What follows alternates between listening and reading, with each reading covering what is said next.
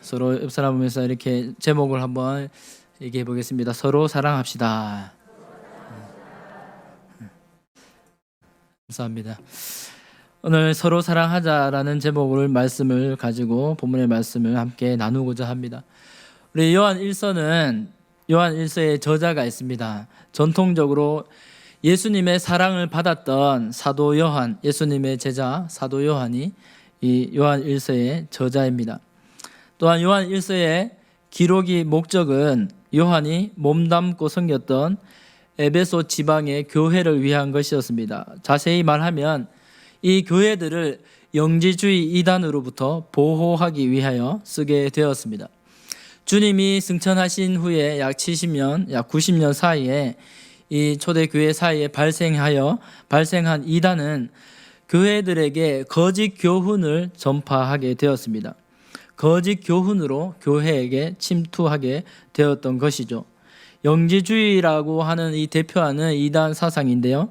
이것은 이 땅에 오셔서 물과 피를 쏟으신 예수 그리스도의 십자가 복음과 그 은혜를 부인하고 그것보다 영적인 어떤 특별한 지식을 강조했습니다. 이러한 거짓 교훈은 특별한 지식이라는 이름으로 교회 안에 가만히 들어와서 교인들을 미혹하게 됩니다.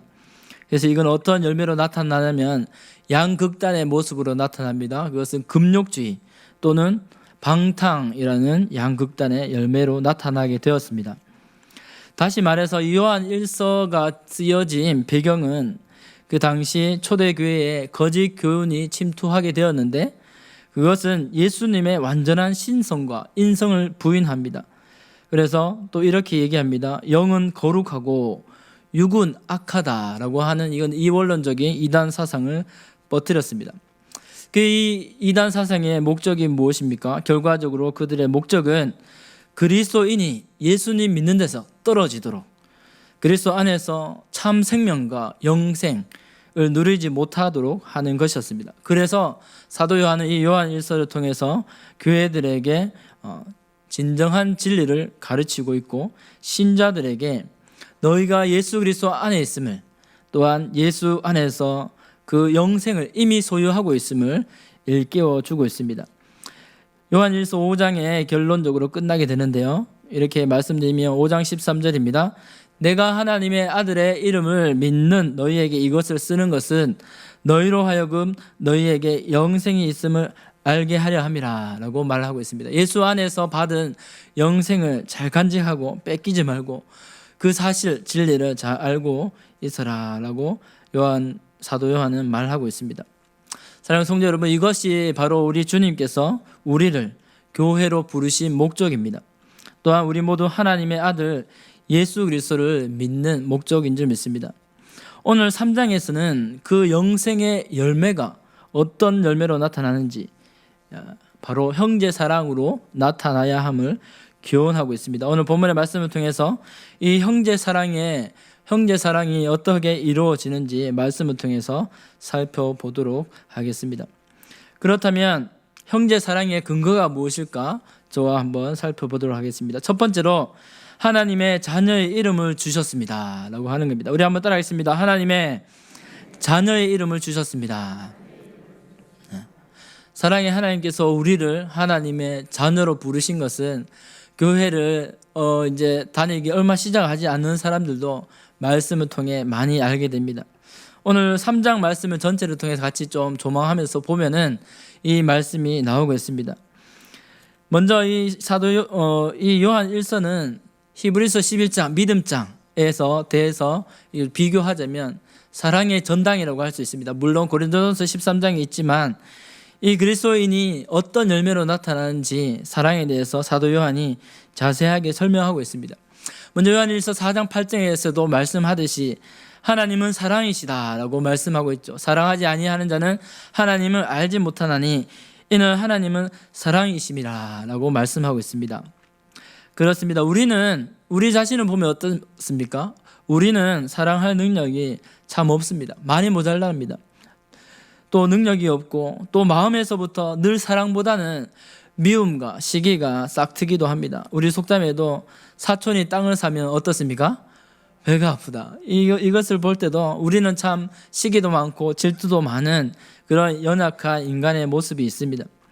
하지만 예수 그리스도인의 이 사랑의 근거는 바로 앞서 말씀드린 것처럼 하나님, 사랑이신 하나님, 사랑의 하나님께 그 근거가 있습니다. 하나님은 사랑이십니다. 이 말을 들으면 여러분 어떻게 느껴집니까? 저는 이 말씀을 보면 이렇게 생각됩니다. 참 다행이다. 얼마나 감사한 것입니까? 그렇습니다. 얼마나 다행입니까? 얼마나 감사가 됩니까?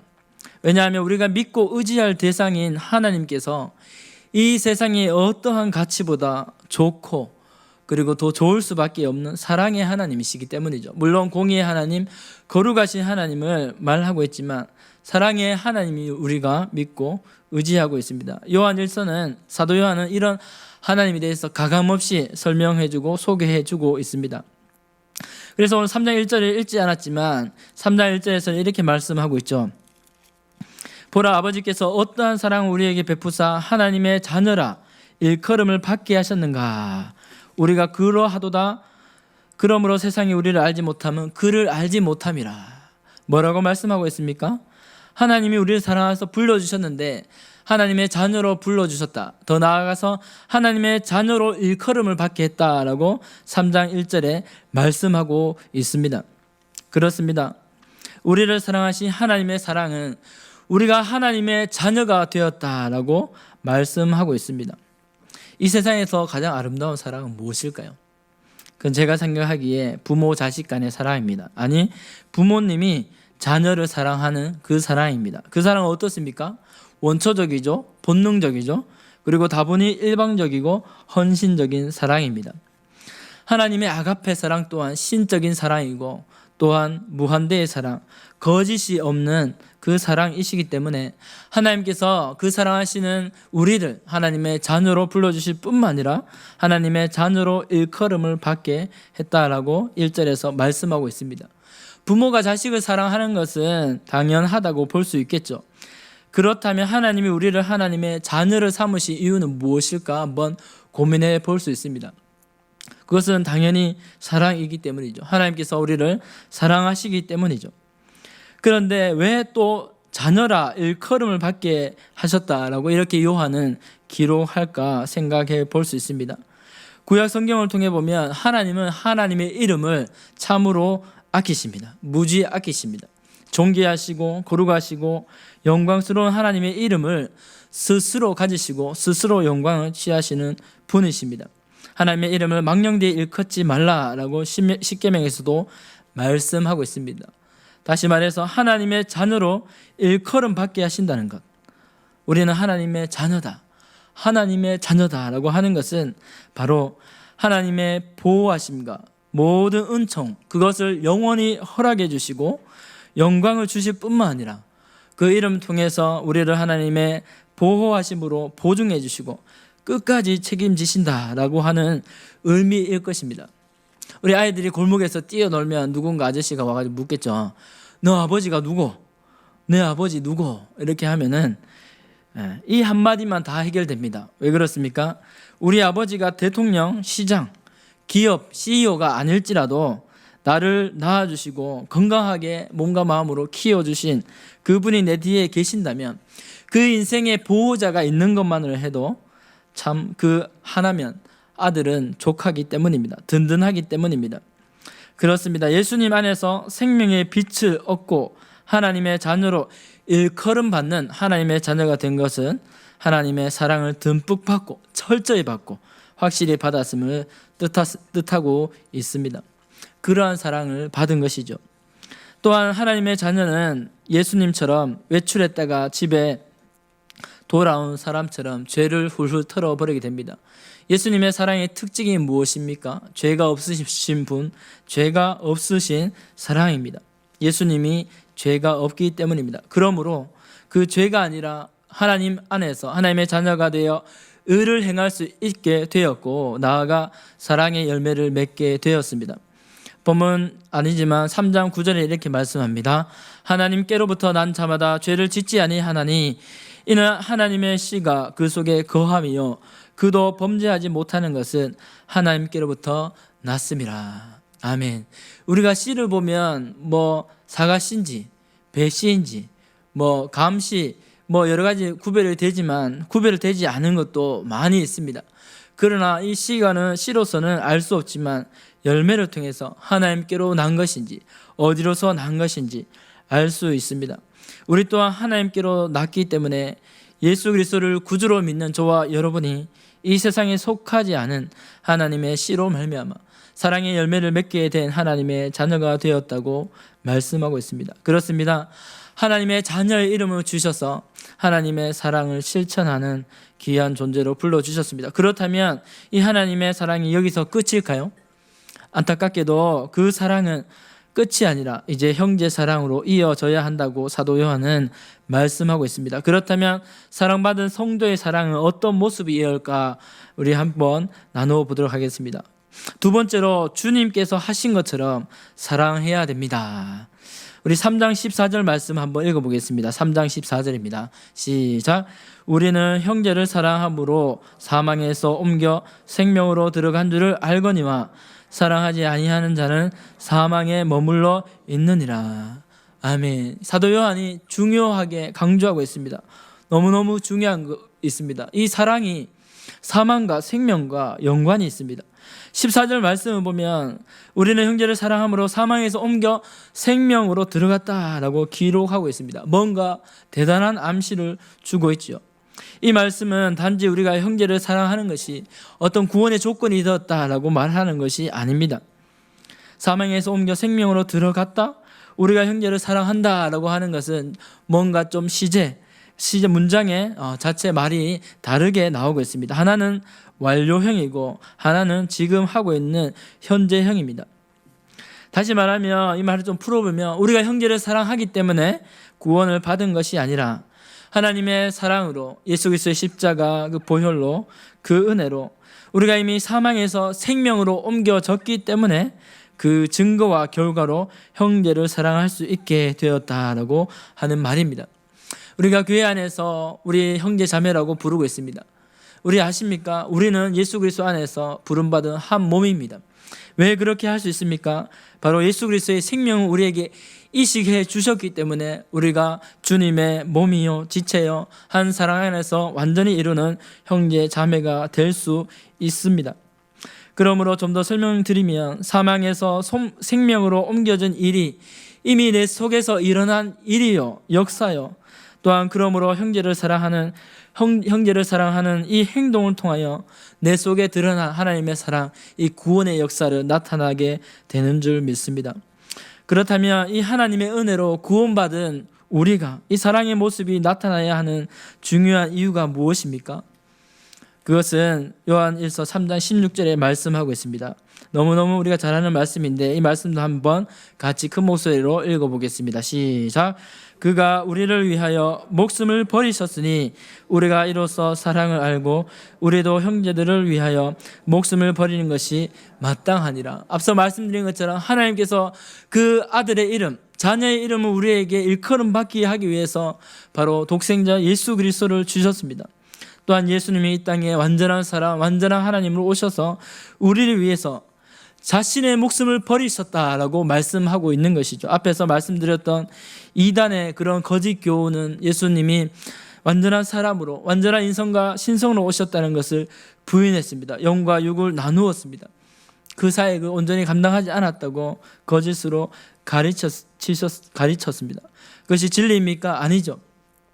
이 땅에 하나님으로 이 땅에 사람의 입으로 사랑의 몸으로 입고 오신 예수님은 완전한 신성과 인성으로 사람이 되셔서 바로 자신의 목숨을 아낌없이 우리 죄인을 위해서 버려주셨다. 그 사랑을 나타내 주셨다라고 사도 요한은 선포하고 있습니다. 이 대목에서 우리는 한번 생각해 볼 수 있죠. 과연 예수님이 이 땅에 몸으로 오셨는데 어떻게 그 길을 가실 수 있었을까? 예수님 또한 우리의 모든 체질을 알고 계시고 함께 공감하시고 체감하셨는데 육체로 오신 예수님이 어떻게 그 길을 가셨을까? 우리가 망치질을 하다가 어떤 도구를 만들다가 못이 하나 더 잘못 찍혀도 어떻게 합니까? 막 죽을 것 같습니다. 저도 시골에서 일을 하다가 발에 못을 찔려봤습니다. 얼마나 아픈지요. 발에 신경이 다 이렇게 있는데 예수님은 그 대못을 온몸에 그리고 온몸 세 군데에 그렇게 박히셔서 또 여러 가지 십자가의 고난을 지셨습니다. 과연 예수님은 어떻게 십자가 골고다 언덕 그 고난의 십자가의 길을 끝까지 가실 수 있었을까? 의문을 가질 수 있습니다. 누군가는 그 해답을 말씀으로 찾아 주어서 제시해 주었는데 저도 그 말씀이 동의가 되었습니다. 그 말씀은 바로 마태복음 3장 16절로 17절 말씀입니다. 예수께서 세례를 받으시고 곧 물에서 올라오실 새 하늘이 열리고 하나님의 성령이 비둘기같이 내려 자기 위에 임하심을 보시더니 하늘로부터 소리가 있어 말씀하시되 이는 내 사랑하는 아들이요 내 기뻐하는 자라 하시니라. 아멘. 이 이단들은 하나님의 성령이 비둘기같이 임했다가 십자가 지시기 전에 떠났다라고 하는 이단이 있었습니다. 그렇지 않죠. 예수님은 그때부터 십자가 지실 때까지 예수님의 그 사역을 온전히 사람으로 이렇게 감당을, 육체로 감당을 하셨습니다. 그런데 여기서 이렇게 말씀하시죠. 하나님께서 말씀하십니다. 이는 내 사랑하는 아들이요 내 기뻐하는 자라. 하나님 예수님께서 사람의 몸을 입고 또 그 구속 사역을 감당하기 위해서 이 땅에 오셨는데 그 고난의 길을 신적인 능력으로 다 알고 계시죠. 어떤 고통인지 다 아시죠. 그런데 어떻게 갈 수 있었다고요? 바로 하나님의 말씀, 이는 내 사랑하는 아들이라. 하나님께서 인정하시는 그 말씀을 듣고 아버지 내가 하겠습니다. 아버지 내가 가겠습니다. 내가 기꺼이 나의 목숨을 많은 인류를 위해서 온 인류를 위해서 버릴 수 있습니다 라고 이렇게 결단했다고 말하고 이렇게 하고 있습니다. 그렇습니다. 예수님께서 자신의 목숨을 기꺼이 버리셨던 이유조차도 하나님의 전폭적인 사랑이 그 배경에 있었음을 우리 말씀을 통해서 살펴볼 수 있습니다. 예수님은 이처럼 하나님의 말씀 그 한마디면 다 되셨죠. 우리를 사랑하셔서 그 목숨을 버리셨지만 깊고 넓은 하나님의 사랑 관계에서 그 사랑의 관계에서 힘들고 막중한 구속 사역을 이미 가시기로 작정하셨습니다. 우리는 어떻습니까?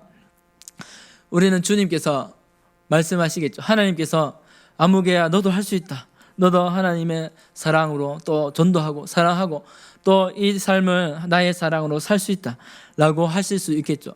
그런데 우리는 연약합니다. 말로만 안 됩니다. 하나님 말로만 안 됩니다. 어떻게 하셨습니까? 주님께서 친히 고통과 저주의 십자가의 목숨까지 내어주시는 그 사랑을 우리에게 보여주셨습니다. 그러므로 우리는 그 십자가의 사랑을 200% 확신하여 주님의 사랑으로 나아갈 수가 있습니다. 그 사랑이 어떻게 나타납니까? 십자가의 사랑 앞에서 나의 모습을 발견할 때, 그 십자가의 고통과 저주 사건에서 나의 추악한 모습과 비참한 모습을 바라보게 될 때 나뿐만 아니라 온 인류를 사랑하게 되신 주님의 사랑을 보게 되는 것입니다. 예수님 안에서, 예수님의 십자가 아래서 우리 자신이 우리를 창조하신 하나님이 우리를 사랑하시는 존재로 받아주심을 깨달을 때 그때 우리는 그 사랑을 함께 나누게 되는 것입니다.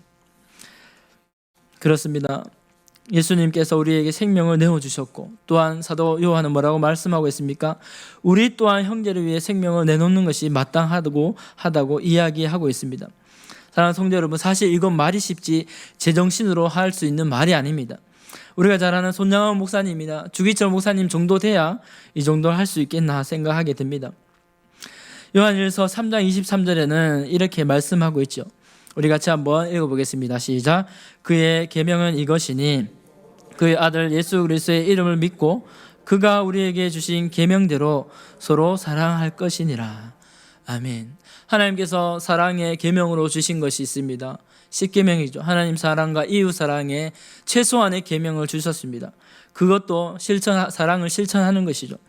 내가 형제를 미워하지 않는 것, 거기 가기 전에 그보다 먼저 형제를 물건을 뺏거나 또 다른 사람의 피해를 주지 않는 것부터 사랑이 시작됩니다. 사랑의 윤리와 진리 단계, 생명 단계까지 나아가는 그런 모습들이 있습니다. 그러나 예수 그리스도의 사랑을 통해서 나아가면 내가 도저히 사랑할 수 없고 용서할 수 없는 그런 상대방을 위해서 기쁨으로 생명까지 내어놓으신 예수님의 사랑으로 사랑하게 되는 것, 내 힘이 아니라 주님의 사랑으로 사랑할 수 있다고 주님은 말씀하고 있습니다. 그러므로 우리 속에, 마음속에 미움이 있습니까? 미움을 떨어버리고 그 사랑으로 옷 입을 수 있습니다. 혹시 우리 주위에 우리의 사랑을 요청하고 있지는 않습니까? 용서를 요청하고 있지 않습니까? 도저히 사랑할 수 없는 대상과 미워할 수밖에 없는 대상, 용서하고 싶지 않은 대상이 있지는 않습니까? 오늘 우리 다시 한번 이 요한 1서의 주님의 사랑을 묵상하고 주님께서 알게 하신 사랑으로 여러분 주위에 해결하지 못한 사랑과 용서의 문제들이 해결하는 은혜가 있기를 축복합니다. 마지막으로 한번 따라하겠습니다. 행함과 진실함으로 사랑합시다. 네, 오늘 본문에서 말씀하고 있죠. 누가 이 세상의 재물을 가지고 형제의 궁핍함을 보고도 도와줄 마음을 닫으면 하나님의 사랑이 어찌 그 속에 거하겠느냐. 자녀들아, 우리가 말과 혀로만 사랑하지 말고 행함과 진실함으로 하자 라고 했습니다. 아멘. 그렇습니다. 사랑은 동사입니다. 사랑이 어디서부터 시작됩니까? 마음으로부터 시작합니다. 하나님의 사랑이 흘러가도록 하는 것이 사랑입니다. 우리가 도와줄 마음을 막는다라고 하는 것은 하나님께서 주신 이 의롭고 선한 양심을 막는 것입니다. 의지적으로 그 마음을 막고 내 욕심, 내 욕망만 채우는 것입니다. 무엇이 지옥입니까? 바로 내 욕망만 채운 것이 지옥이죠. 무엇이 천국입니까? 부족해도 나에 있는 것을 나누는 것이 천국이요 하나님의 나라입니다. 예수님께서 보여주신 그 나라도 사랑뿐만이 아니라 말뿐만 아니라 표현되는 사랑입니다. 우리도 주님의 사랑을 받았다면 말과 혀로만 아니라 행함과 진실함으로 사랑해야 합니다. 우리 사랑하는 성도 여러분은 보이지 않아도 사랑을 표현하고 있는 줄 믿습니다. 그렇습니다. 야고보서 2장 15절로 17절 말씀에도 이렇게 말씀하죠. 행함이 없는 믿음에 대해서 말씀하고 있습니다. 우리 한 번 더 읽어보겠습니다. 시작. 만일 형제나 자매가 헐벗고 일용할 양식이 없는데 너희 중에 누구든지 그에게 이르되 평안히 가라, 덥게 하라, 배부르게 하라 하며 그 몸에 쓸 것을 주지 아니하면 무슨 유익이 있으리요. 이와 같이 행함이 없는 믿음은 그 자체가 죽은 것이라. 아멘. 말과 혀로만 하는 사랑은 행함이 없는 것이고 행함이 없는 믿음은 생명이 없는 믿음이라 말씀하고 있습니다. 이러한 비유는 성경에 얼마나 많이 있습니까? 마태복음 18장에 보면 예수님께서 10,000달란트와 100달란트에 빚진 그 사람의 비유를 해주고 있습니다. 어떤 사람이 한 왕에게 10,000달란트, 그래서 갚을 수 없는 그 액수의 빚을 졌습니다. 그런데 갚을 수 없기 때문에 이 왕이 그 사람의 그 10,000달란트를 탕감해 주었습니다. 100% 탕감해 주었는 것이죠. 그런데 그 사람도 자신에게 고작 100데나리온 빚진 사람의 빚을 이렇게 하고 있었습니다. 그런데 그 사람은 빚을 당연히 탕감해 주어야 하죠. 자신이 도저히 해결할 수 없는 빚을 왕에게 탕감받았는데, 그런데 이 사람은 어찌 일인지 그 사람의 100달란트, 고작 100달란트의 그 빚을 탕감해 주지 않고 있습니다. 오히려 그를 감옥에 가두어 버리는 것이죠. 그 이야기죠. 100데나리온은 10,000달란트에 비하면 60만 분의 1밖에 되지 않는다고 합니다. 엄청난 차이가 있죠. 동료가 100만 원 빚졌는데 자신은 왕에게 6천억을 빚졌던 것입니다. 비교할 수도 어떻게 할 수도 없는 금액입니다. 이것은 무슨 뜻입니까? 바로 예수 그리스도의 사랑, 아들을 내어주신 하나님의 사랑이 바로 이와 같다라고 말씀하고 있습니다. 6천억, 갚을 수 없는 것, 우리가 어떻게 생각할 수도 없는 그 빚을 우리가 하나님께 그 죄짐을 졌습니다. 하지만 예수 그리스도를 통해서, 그 의로우신 왕을 통해서 그 해결할 수 없는, 결코 우리가 갚을 수 없는 빚을 탕감받게 된 것입니다. 십자가의 사랑인 것입니다. 자신이 얼마나 큰 사랑을 받았는지 아는 사람만이 행함과 진실함으로 사랑할 수 있는 것입니다. 이 10,000달란트 빚진 사람은 몇 가지 이유가 있겠죠. 자기가 얼마나 많은 빚을 탕감받았는지 모르거나, 그것이 얼마나 감사한 일인지 모르거나, 둘 중에 하나입니다. 그렇습니다. 말씀을 맺겠습니다. 우리가 하나님의 자녀인 것은 행함과 진실함으로 사랑하며 또한 그 사랑 안에서 주님과 사귐을 가지는 것입니다. 그 안에서 주님을 닮아가는 성숙한 그리스도인이 되는 것입니다. 예수 그리스도의 계명을 따라가는 자, 그리스도 안에 거하는 자라고 본문에서 말씀하고 있습니다. 하나님의 사랑을 받은 우리는 주님께서 하셨던 것처럼 행함과 진실함으로 형제를 사랑하고 받아줄 수 있습니다. 그것이 진리의 안에 속한 일입니다. 나는 그럴 수 없는 사람인데 하나님의 은혜로 용서할 수 있게 되고 사랑할 수 있게 되는 것, 바로 놀라운 하나님의 은혜입니다. 또한 그 사랑이 흘러가는 것은 바로 성령이 흘러 역사하시는 사랑이요, 우리에게 주신 성령으로 증거되는 사랑의 모습이다. 24절에서 말씀하고 있죠. 그의 계명을 지키는 자는 주 안에 거하고 주는 그 안에 거하시나니 우리에게 주신 성령으로 말미암아 그가 우리 안에 거하시는 줄을 우리가 아느니라. 아멘. 그렇습니다. 이 세상은 가면 갈수록 사랑이 식어진다고 합니다. 그런데 우리 교회와 우리는 하나님의 사랑 안에서 온전히 이루어 가시기를 축복합니다. 주님 안에서 받은 생명, 이 영생의 은혜를 기억하며 오늘 우리 주위의 사람들에게 주님의 사랑과 섬김을 흘려보낼 수 있는 저와 여러분이 되시기를 주님의 이름으로 축복합니다. 기도하겠습니다. 참 좋으신 하나님 감사합니다. 주님의 사랑이